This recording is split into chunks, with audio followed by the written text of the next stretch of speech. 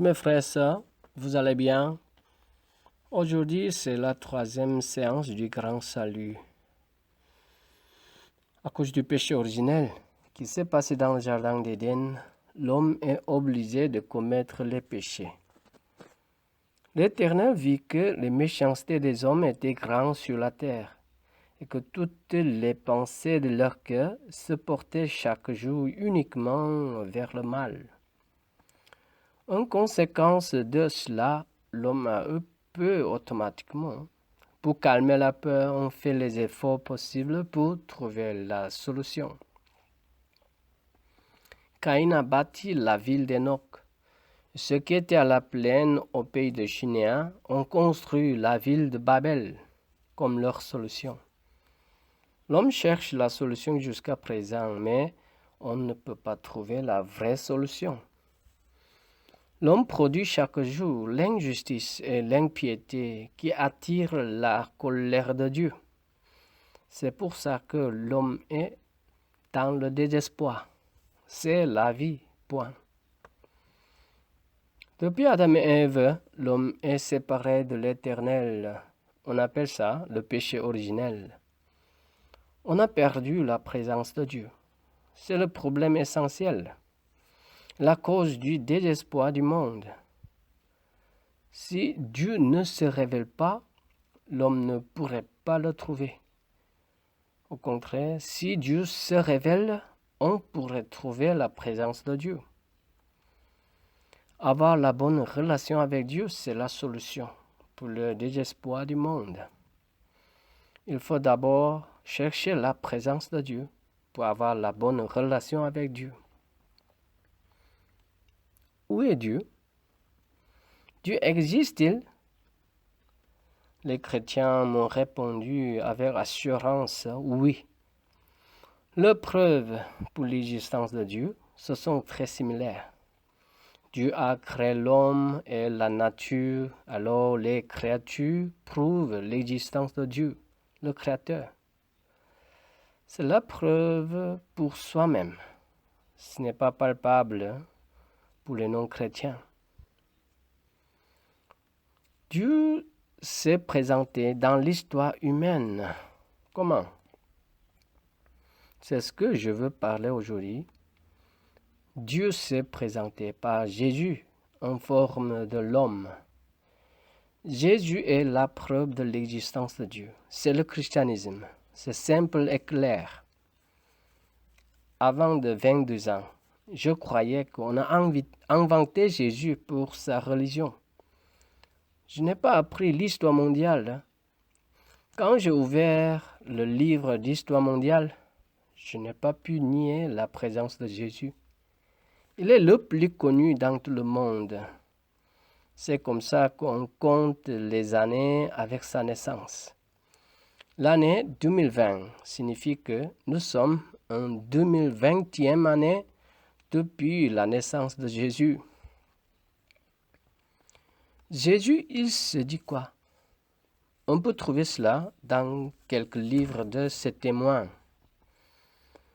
On a photocopié les livres de ces témoins plusieurs fois pendant 2000 ans avec plusieurs versions de langage pour nous transmettre. Je lis Marc, chapitre 2, versets 5 à 10.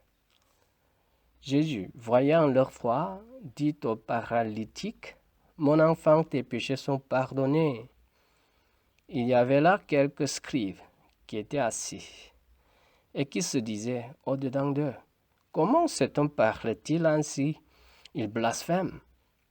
Qui peut pardonner les péchés si ce n'est Dieu seul? » Jésus, ayant aussitôt connu par son esprit ce qu'ils pensaient au-dedans d'eux, leur dit, « Pourquoi avez-vous de telles pensées dans vos cœurs?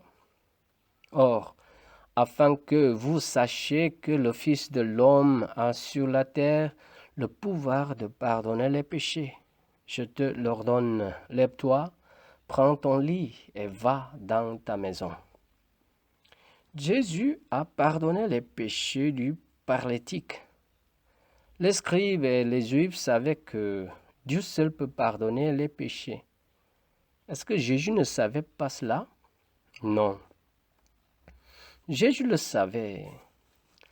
En plus, il savait que c'est un blasphème. S'il n'est pas Dieu. Mais il a voulu nous montrer qu'il est Dieu qui peut pardonner les péchés. Pour lui, ce n'est pas un blasphème parce qu'il est vrai Dieu. Il s'est présenté Dieu clairement au milieu des Juifs qui ont voulu le lapider.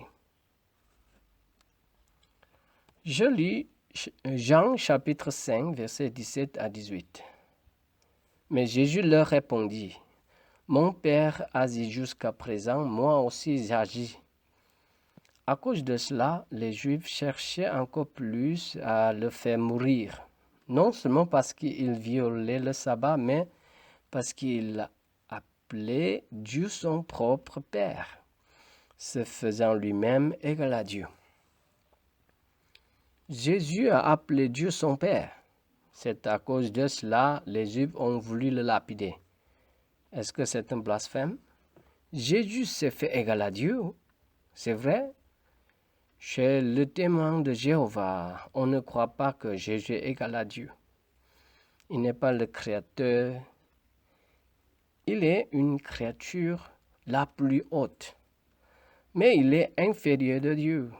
Pour les Juifs, c'est faux, selon le verset 18. Selon ce que Jésus a dit, on a voulu le lapider. Vous comprenez l'interprétation des Juifs?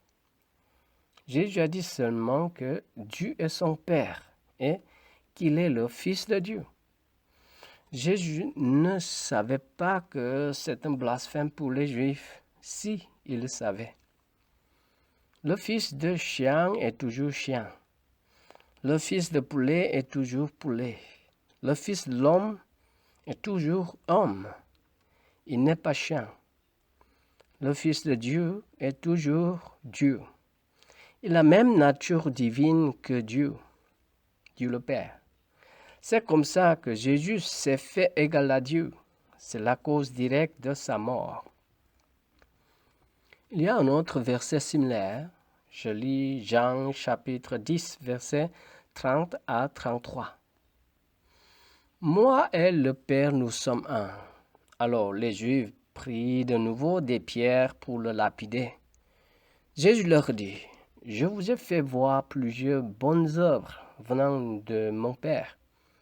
Pour laquelle me lapidez-vous? » Les Juifs lui répondirent, « Ce n'est point pour une bonne œuvre que nous te lapidons, mais pour un blasphème, et parce que toi, qui es un homme, tu te fais Dieu. » Jésus s'est fait Dieu en disant, « Moi et le Père, nous sommes un. » C'est un blasphème pour les Juifs. Jésus le savait bien sûr. C'est pour ça que les Juifs ont voulu le lapider. Malgré cela, il n'a pas le choix, parce qu'il croyait qu'il est égal à Dieu. C'est ce que Jésus s'est dit. Il y a encore un verset définitif. Jean chapitre 14, versets 7 à 9. Si vous me connaissez, vous connaîtriez aussi mon Père. Et dès maintenant, vous le connaissez et vous l'avez vu. Philippe lui dit, « Seigneur, montre-nous le Père, et cela nous suffit. » Jésus lui dit, « Il y a si longtemps que je suis avec vous, et tu ne m'as pas connu, Philippe. Celui qui m'a vu a vu le Père. Comment dis-tu, montre-nous le Père? » Philippe a demandé de montrer le Père. Jésus a dit, « Celui qui m'a vu a vu le Père. » C'est Jésus qui s'est clairement fait égal à Dieu. On va observer les témoignages de témoins de Jésus. Premier témoin, c'est l'apôtre Pierre. Je lis deuxième épître de Pierre, chapitre 1, verset 16. Ce n'est pas, en effet, un suivant des fables habilement conçues que nous vous avons fait connaître la puissance et l'avènement de notre Seigneur Jésus-Christ, mais c'est comme ayant vu sa majesté de nos propres yeux. Il a vu la majesté de Jésus avec ses propres yeux, en sorte qu'il a témoigné Jésus sur sa puissance et son avènement jusqu'à sa mort. Pierre est le vrai témoin de Jésus. Pour lui, Jésus est le Fils de Dieu vivant et égal à Dieu. Deuxième témoin, c'est l'apôtre Jean, qui a reposé sur la poitrine de Jésus. Je lis premier épître de Jean, chapitre 1, versets 1 à 3. Ce qui était dès le commencement, ce que nous avons entendu, ce que nous avons vu de nos yeux, ce que nous avons contemplé et que nos mains ont touché concernant la parole de vie, car la vie a été manifestée. Nous l'avons vue et nous lui rendons témoignage. Nous vous annonçons la vie éternelle qui était auprès du Père et qui nous a été manifestée. Ce que nous avons vu et entendu, nous vous l'annonçons à vous aussi, afin que vous aussi vous soyez en communion avec nous. Or, notre communion est avec le Père et avec son Fils Jésus-Christ. Pour l'apôtre Jean, Jésus est la parole de vie et la vie éternelle qui était auprès du Père. Parce qu'il l'a contemplé avec ses propres yeux, il l'a entendu avec ses propres oreilles et il l'a touché avec ses propres mains. Il est le vrai témoin de Jésus. Troisième témoin, c'est l'apôtre Paul. Je lis Épître de Paul aux Philippiens, chapitre 2, versets 5 à 8. Ayez en vous les sentiments qui étaient en Jésus-Christ, lequel, existant en forme de Dieu, n'a point regardé comme une proie à arracher d'être égal avec Dieu, mais s'est dépouillé lui-même en prenant une forme de serviteur, en devenant semblant aux hommes, et ayant paru comme un simple homme, il s'est humilié lui-même, se rendant obéissant jusqu'à la mort, même jusqu'à la mort de la croix. Paul croyait que Jésus est égal à Dieu, mais il a pris une forme de l'homme, et il a tout obéi à Dieu pour nous sauver en mourant sur la croix. C'est le modèle de l'humilité et l'amour pour nous les chrétiens. Quatrième témoin, c'est l'auteur de l'épître aux Hébreux. Hébreux chapitre 1, versets 1 à 3.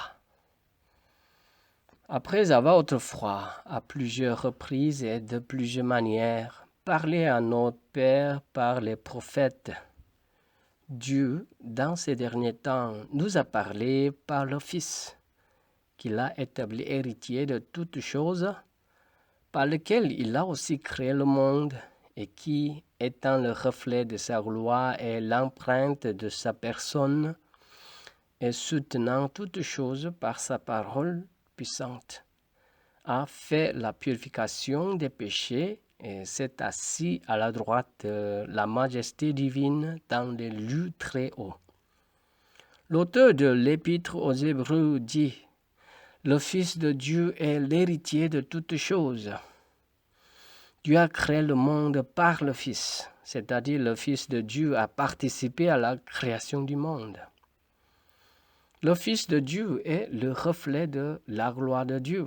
Autrement dit, le Fils est le rayonnement de sa gloire. On peut regarder la gloire de Dieu par Jésus.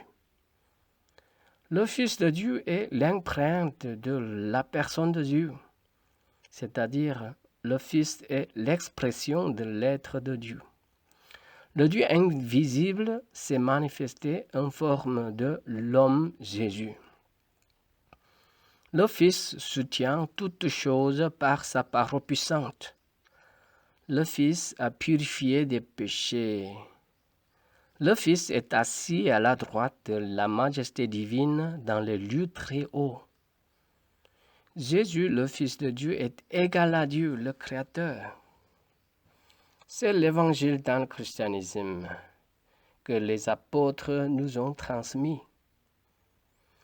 On peut trouver la présence de Dieu par Jésus. C'est le christianisme, c'est simple et clair. Mais on a manipulé beaucoup de choses. C'est comme ça qu'on cherche la présence de Dieu ailleurs. C'est grave et triste. On doit rétablir l'évangile primitif que les témoins de Jésus ont voulu nous transmettre. Dieu invisible existe clairement, point.